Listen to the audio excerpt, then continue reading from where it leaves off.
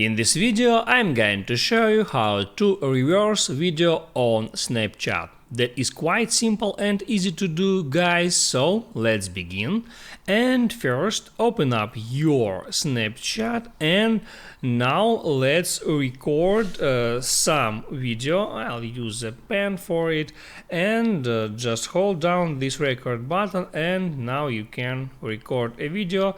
Keep in mind that your video have to be 10 seconds or less to apply reverse effect on it. And now all you have to do is swipe to the left for some times until you find that reverse icon, and now as you see this video plays in reverse.